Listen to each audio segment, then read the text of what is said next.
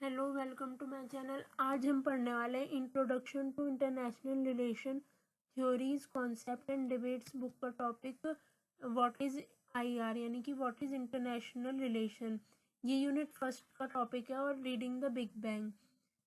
और ये video BA honours political science के जो स्टूडेंट है सेमेस्टर 2 वाले उनके लिए काफ़ी यूज़फुल होगी और न्यू एजुकेशन पॉलिसी के अकॉर्डिंग ये वीडियो बनाई गई है। तो स्टार्ट करते हैं हमारा टॉपिक आज। What is IR international relation क्या है?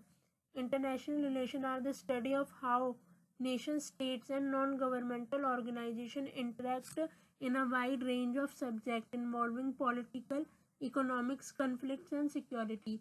जो इंटरनेशनल रिलेशन है ये स्टडी है जिसपे कि उसमें बताया गया है कि जो नेशनल स्टेट्स हैं यानी कि अलग अलग कंट्रीज़ हैं और जो नॉन गवर्नमेंटल ऑर्गेनाइजेशन है वो कैसे एक बड़े लेवल पर यानी कि वाइड रेंज पर इन्वॉल्व होती हैं एक साथ। जैसे कि जो इनके जो सब्जेक्ट है वो इन्वॉल्विंग है जैसे कि politics economics conflict and security. National relation is a branch of political science which is concerned with the relation among nation. The activities of non-state actors like United Nations, the International Monetary Fund, the World Bank, the international non-governmental organization like Amnesty International, Greenpeace, Human Rights Watch, etc. जो international relation है ये political science की branch है। इसमें ये बताया गया है कि जो नेशन है वो किस तरह एक्टिविटीज़ को परफॉर्म करते हैं नॉन स्टेट एक्टर्स के साथ यानी कि नॉन गवर्नमेंटल ऑर्गेनाइजेशन है उनके साथ। जैसे कि united nation, international monetary fund. तो जैसे कि इंटरनेशनल मॉनेटरी फंड अलग कंट्रीज़ को लोन देता है अपनी टर्म्स एंड कंडीशन के साथ, और वर्ल्ड बैंक, ये सारे अलग अलग ऑर्गेनाइजेशन हैं जो कि इंटरनेशनल लेवल पर एक तरीके से कंसर्न करती है सभी तरह के इश्यूज हो, जैसे कि नेशनल सिक्योरिटी इशू, अलग अलग नेशंस की फॉरेन पॉलिसी को रेगुलेट करती है, ग्लोबलाइजेशन, इंटरनेशनल टेररिज्म भी इनका कंसर्न है ये, और इंटरनेशनल इन्वायरमेंट जैसे कि क्लाइमेट चेंजिंग, ये सब जो एरियाज है अलग अलग उन पर स्टडीज़ करती है अलग अलग country. According to Charles Reynolds, international relation is the mechanism through which conflicts develop and are settled on a worldwide scale. ये अलग अलग जो इकोनॉमिस्ट है या पॉलिटिस्ट है उनके थॉट्स हैं। जैसे कि चार्ल्स रेनॉल्ड है, इनका कहना है कि जो इंटरनेशनल रिलेशन का मैकेनिज्म है वो कन्फ्लिक्ट भी डेवलप करती है और उन कन्फ्लिक्ट को सेटल भी करती है वर्ल्ड वाइड स्केल पर। In this setting, nation state attempt to advance their political objective through decision and action that may be at odds with those of other countries. कभी कभी कुछ कन्फ्लिक्ट्स का कारण ये होती है कि पर्टिकुलर नेशनल स्टेट है वो किसी भी अलग पॉलिटिकल ऑब्जेक्ट जो है उनका उस पर डिसीजन करती है और वो जो डिसीजन है वो और डिसीजन होंगे अकॉर्डिंग टू अदर कंट्रीज, तो उस वजह से कन्फ्लिक्ट डेवलप होते हैं।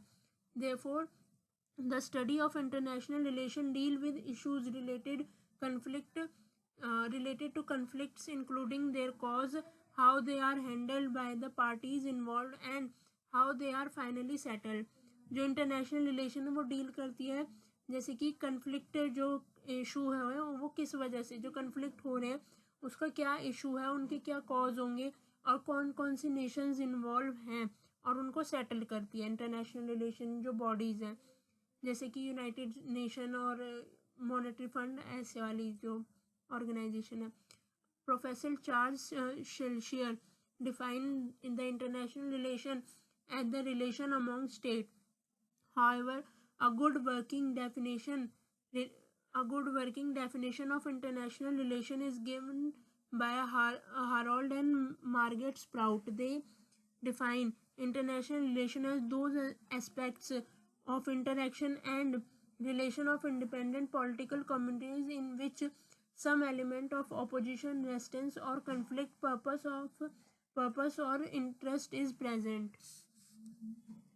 तो इनको एक बार रीड कर लेना, ये ज़्यादा इम्पोर्टेंट नहीं है, बस एक तरीके से याद रहे कि क्या उनके जो इकोनॉमिस्ट हैं उनके द्वारा क्या डेफिनेशन दी गई है इंटरनेशनल रिलेशन की।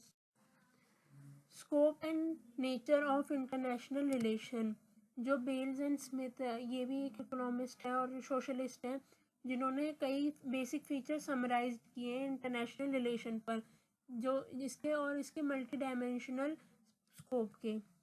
जैसे कि nation state as major actor, जो नेशनल स्टेट है वो एक मेजर एक्टर है, यानी कि एक मेजर बॉडी है एक नेशन की। The activist of nation state as major actor remain the prime focus of the international relation discipline. Security is the prime concern of all national states. A peaceful and secure international order is always linked to the notion that all sovereign entitles should follow some amount of restriction on their independent actions relating to other. The activities related to bilateral relation like meditation, negotiation, dialogue, talk on discrimination हो गई, non proliferation of weapons of mass destruction and reduction of tension among nation are the prime objective of international relation. Discussion on war and peace along with strategic thinking in international relation is directly related security of any state. जैसे कि national जो international relation है उसमें main जो मतलब जैसे कि feature है उसमें एक सिक्योरिटी भी है। सिक्योरिटी पर प्राइम कंसर्न है सभी नेशनल स्टेट का, जितने भी वर्ल्ड में कंट्रीज है वो अपनी कंट्री की सिक्योरिटी को एज अ मेन कंसर्न मानती हैं।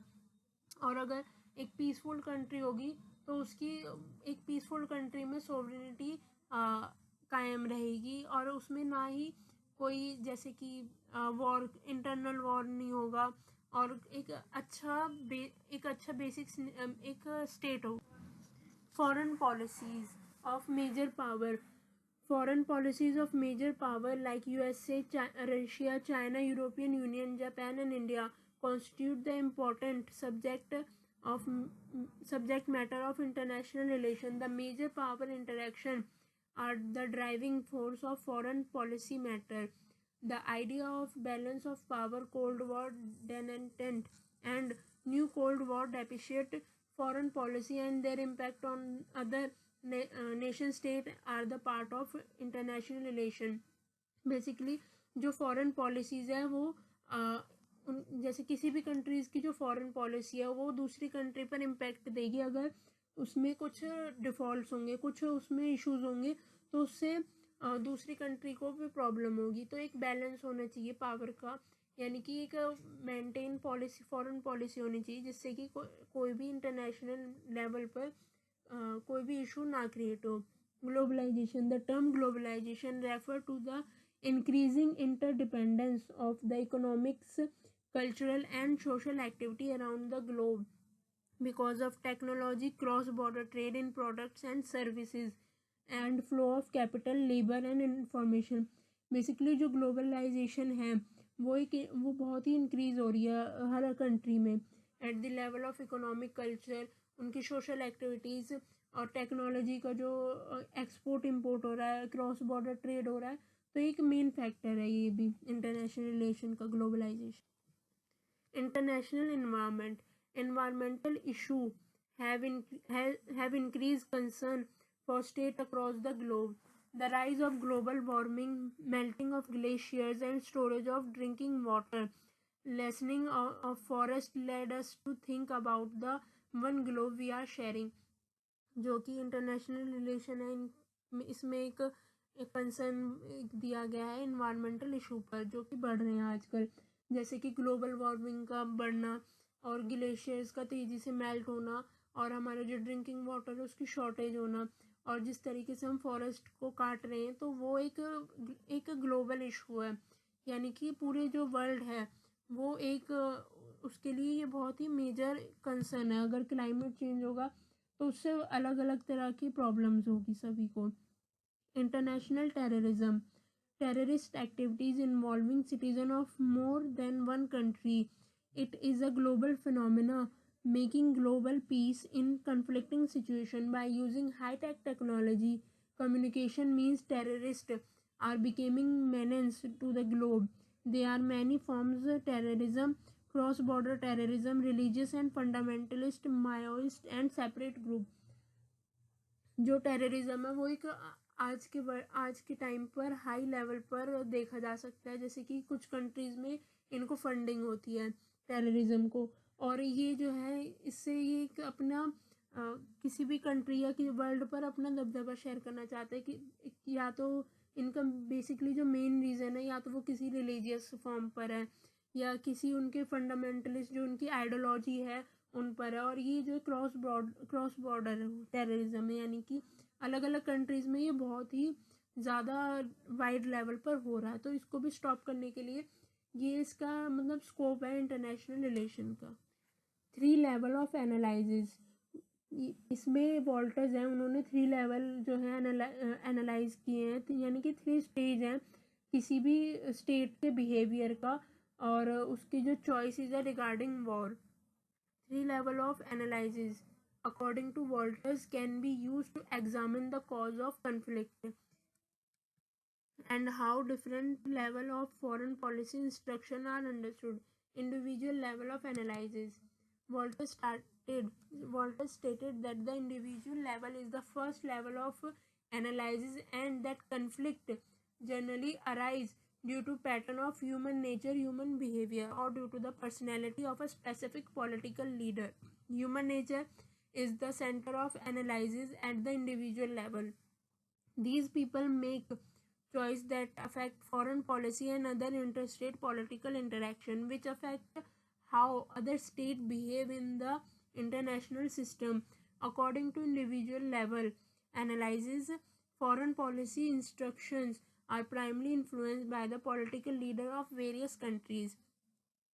जिसका फर्स्ट लेवल है 3 लेवल ऑफ एनालिसिस में, उसमें वॉल्टर्स कहते हैं कि जो फर्स्ट लेवल है वो इंडिविजुअल लेवल है, जिसमें एनालाइज किया क्या है कि फर्स्ट जो ह्यूमन बिहेवियर है वो एक तरीके से जनरली कन्फ्लिक्ट का कॉज है, उसकी वजह से कभी कभी कॉज कन्फ्लिक्ट अराइज होते हैं, जैसे कि एक पर्टिकुलर पॉलिटिकल जो लीडर है उसका बिहेवियर क्या है, मतलब उसका human as a human nature क्या है, और उसका अगर वो एक तरीके से रूड है या स्ट्रिक्ट है तो वो अपनी जो कंट्री है उसके अपनी फॉरेन पॉलिसी को उसके रिगार्डिंग बनाएगा, जिससे और किसी अदर स्टेट को अफेक्ट करेगी वो फॉरेन पॉलिसी, तो उसमें कन्फ्लिक्ट होने के चांसेस हाई हैं।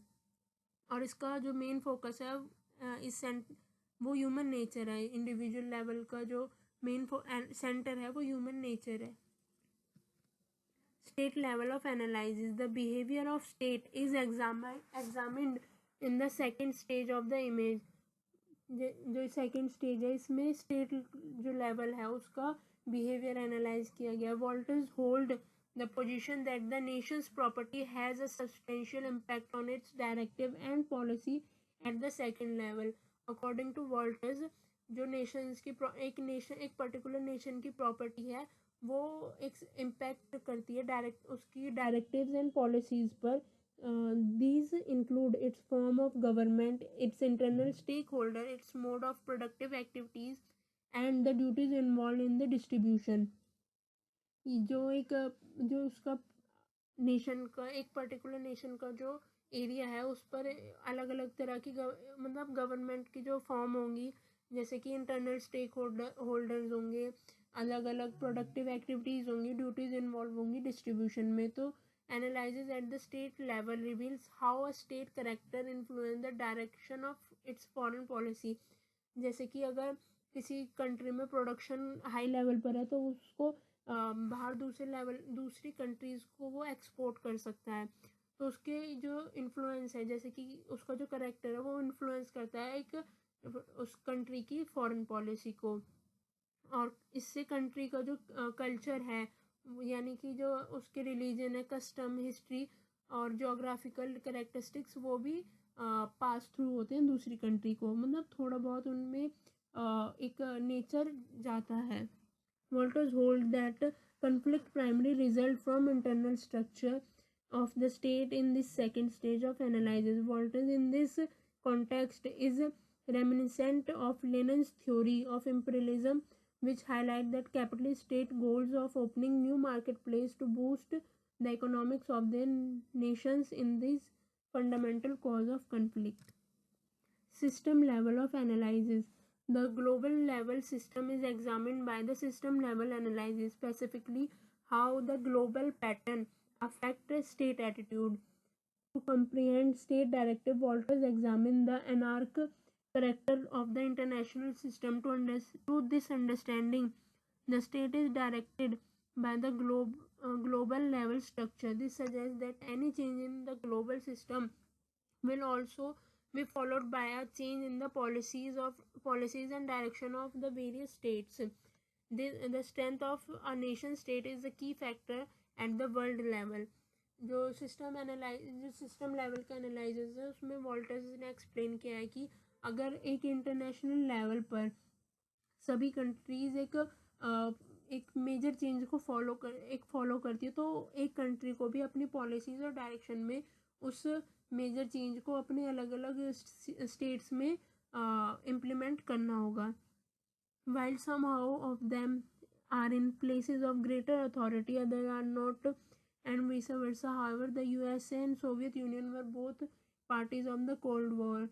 Later, the Cold War had an impact on and impacted the actions of all other nations. Since in a world with two giants, the US and USSR were both. The world is now thought of being unipolar, with one strong country determining the course of all other countries in the international system. This analysis makes it simple to understand why the USA acted in Iran. It can be said that US, the world superpower, tries to impose order on nation that pose a danger to it. जैसे कि इसमें एक example दिया गया कि जैसे cold war के time पे यूएस और सोवियत यूनियन दो अलग अलग पार्टीज थी जिन्होंने वर्ल्ड को दो खेमों में बांट दिया था. तो उसमें कुछ कंट्रीज यूएस के साथ थी और कुछ यूएसएसआर के साथ थी. तो जैसे कि जो यूएसएसआर के साथ थी जब कोल्ड वॉर ख़त्म हुई थी तो उसमें उन कंट्रीज़ को बहुत ही मतलब एक इकोनॉमिक फॉल डाउन को फेस करना पड़ा था. तो इसमें ये बताया गया. Thank you for watching. Channel को लाइक शेयर सब्सक्राइब ज़रूर करें. और ये इंटरनेशनल रिलेशन का पार्ट फर्स्ट था. आगे भी इसी बुक के टॉपिक्स पर वीडियो आएंगी. तो थैंक यू.